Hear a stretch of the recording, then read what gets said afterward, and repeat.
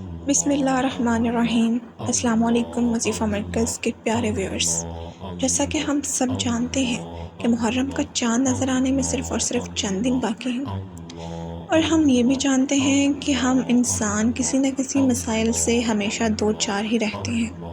ہمارے جتنے بھی مسائل حل ہو جائیں، کوئی نہ کوئی نیا مسئلہ ہماری زندگی میں آیا ہی رہتا ہے۔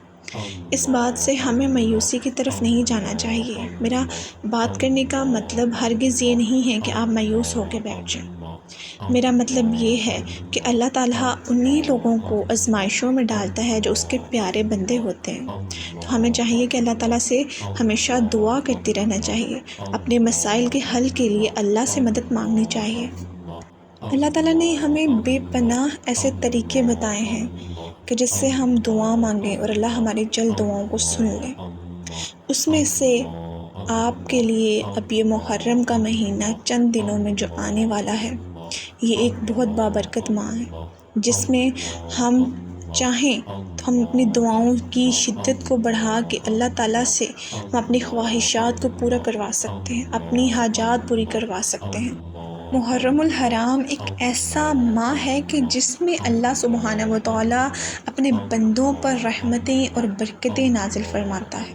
یہ اسلامی سال کا پہلا مہینہ ہے۔ اس ماہ مبارک کی حرمت یعنی تعظیم کی وجہ سے اسے محرم کا نام دیا گیا ہے۔ اللہ تعالیٰ نے اسلامک مہینے کا آغاز، اسلامک سال کا آغاز محرم الحرام کے بابرکت ماہ سے کیا ہے، اور ہمیں اس میں خیر و برکت کے کثیر مواقع عطا فرمائے ہیں۔ اپنے بندوں کے لیے پسندیدہ بندہ بننے کی راہوں کو اس سال کے شروع سے ہی اللہ تعالیٰ نے کھول دیا ہے، محرم الحرام کا مہینہ دے کر، اور اسی طرح سال کا اختتام بھی ذی الحجہ کے بابرکت مہینے پہ کیا۔ تو میرے پیارے ویورز، محرم الحرام کا ماہ ایک ایسا مہینہ ہے جس میں اللہ تعالیٰ نے ایک اور موقع ہمیں سال کے شروع میں ہی دیا ہے کہ ہم اللہ تعالیٰ سے اپنی خواہشات، اپنی حاجات کو پورا کروا سکیں، اللہ تعالیٰ کے پسندیدہ بن سکیں، اللہ تعالیٰ کے قریب ہو سکیں، اللہ تعالیٰ سے اپنے گناہوں کی معافی مانگ سکیں۔ تو چلیے میں آپ کو محرم الحرام کی فضیلت کے بارے میں بتاتی ہوں۔ ایک دفعہ ایک شخص آپ صلی اللہ علیہ وسلم کی بارگاہ میں حاضر ہوا اور اس نے پوچھا، یا رسول اللہ، میں رمضان کے ماہ کے علاوہ کس ماہ میں روزے رکھوں؟ تو آپ صلی اللہ علیہ وسلم نے فرمایا، اگر تم ماہ رمضان کے مہینے کے علاوہ کسی ماہ کے روزے کثرت سے رکھنا چاہتے ہو تو ماہ محرم کے روزے رکھو، کیونکہ یہ بہت ہی افضل مہینہ ہے۔ یہ مہینہ میں ایک دن ایسا آتا ہے کہ جس میں اللہ تعالیٰ نے ایک قوم کی توبہ بھی قبول فرمائے، اور انشاءاللہ اللہ ہم سب کی توبہ بھی قبول فرمائے گا، آمین۔ آپ صلی اللہ علیہ وسلم نے فرمایا کہ ماہ رمضان کے مہینے کے بعد ماہ محرم کے روزے بہت افضل ہیں، اور فرض نمازوں کے بعد سب سے افضل نماز رات کی نماز ہے۔ میرے پیارے ویورز، آپ اللہ تعالیٰ کی رحمتوں کو دیکھیں، آپ اللہ تعالیٰ کی نوازشوں کو دیکھیں کہ اللہ تعالیٰ نے ہمیں کتنے بابرکت ماہ عطا فرمائے ہیں کہ ہم ان سے معافی طلب کر سکیں، اپنے گناہوں کی توبہ کر سکیں، ہم اپنی حاجات کے لیے دعائیں کر سکیں، ہم اللہ تعالیٰ کے قریب ہو سکیں۔ ہمیں ماہ محرم دیا، ہمیں ذی الحجہ دیا، رجب دیا، شعبان دیا، رمضان دیا، اتنے پیارے پیارے ماہ ہمیں عطا فرمائے اللہ تعالیٰ نے۔ اللہ تعالیٰ کی رحمت سے ہمیں کبھی مایوس نہیں ہونا چاہیے، یہ میں آپ کو بات پہلے بھی بولتی ہوں۔ تو چلیے میں آپ کو اللہ تعالیٰ کی رحمت کے بارے میں ایک واقعہ سناتی ہوں۔ ایک مرتبہ آپ صلی اللہ علیہ وسلم کی خدمت میں کچھ اصحابہ کرام تھے، تو آپ صلی اللہ علیہ وسلم نے ان سے عرض کی، اے میرے اصحاب، کہ تم اللہ کی رحمت کو دیکھنا چاہتے ہو؟ تو صحابہ کرام نے کہا، یا رسول اللہ، ہمیں بتلائیے، ہم ضرور دیکھنا چاہیں گے۔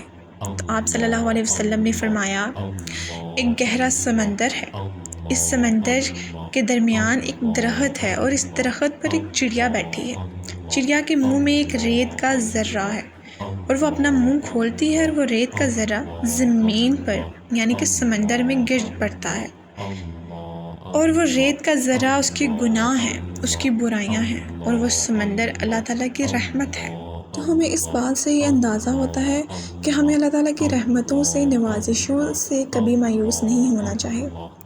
ہم جتنے بھی گناہ کر لیں، جب ہم توبہ کا ارادہ کر لیتے ہیں تو خدا ہمیں ضرور معاف فرما دیتا ہے۔ تو اس ماہ محرم میں بھی ہماری یہی کوشش ہونی چاہیے کہ خدا ہمارے گناہوں کو معاف فرما دے، ہم اپنے گناہوں سے توبہ کر لیں، اور جو بھی ہمارے مسائل، ہماری حاجات، ہماری خواہشات ہیں، وہ بھی اللہ تعالیٰ ہی سے طلب کریں۔ آج بھی انہی خواہشات کی تکمیل کے لیے، ان مسائل کے حل کے لیے میں آپ کو ایک وظیفہ بتانے جا رہی ہوں۔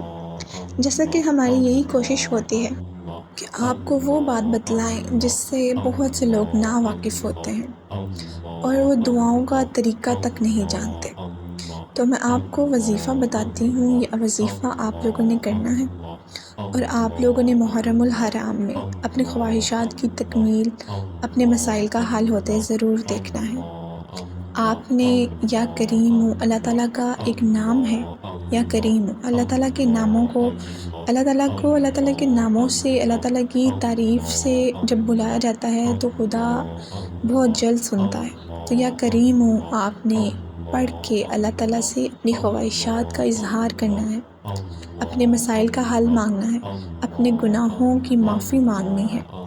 آپ نے محرم الحرام میں یا کریموں کا ورد ضرور کرتے رہنا ہے۔ 200 مرتبہ یا کریموں پڑھ کے آپ جو بھی کام کریں گے، آپ کا کام ضرور پورا ہوگا۔ اگر آپ یا کریموں پڑھ کر 200 مرتبہ کسی پر دم کرتے ہیں تو وہ بندہ آپ کا گرویدہ ہو جائے گا۔ اگر آپ یا کریموں پڑھ کر اپنا کوئی کاروبار شروع کرتے ہیں تو آپ کا وہ کاروبار میں بہت سی برکتیں شامل ہو جائیں گی انشاءاللہ۔ آپ یا کریموں پڑھ کر اپنے کسی مسائل کے لیے دعا کرتے ہیں تو آپ کا وہ مسئلہ ضرور حل ہو جائے گا۔ آپ نے بس اس کا ورد کرتے رہنا ہے اور سچے دل کے ساتھ، یقین کے ساتھ پڑھنا ہے اسے۔ یا کریموں کو 200 مرتبہ پڑھ کے ہر کام کا آغاز کریں، اور اول و آخر درود ضرور پڑھیں، کیونکہ درود پاک میں بہت سی برکتیں شامل ہیں۔ آپ صلی اللہ علیہ وسلم کا فرمان ارشاد ہے کہ اے لوگو، بے شک بروز قیامت اس کی دہشتوں اور حساب کتاب سے جلد نجات پانے والا وہ شخص ہوگا جس نے مجھ پر دنیا میں درود پاک پڑھا ہوگا۔ تو میرے پیارے ویورز، آپ لوگوں نے درود پاک اول و آخر ضرور پڑھنا ہے اس وظیفہ کو کرنے کے لیے۔ اللہ تعالیٰ آپ کا حامی و ناصر ہو، آپ لوگوں کی مسائل کو ضرور حل کرے، آمین۔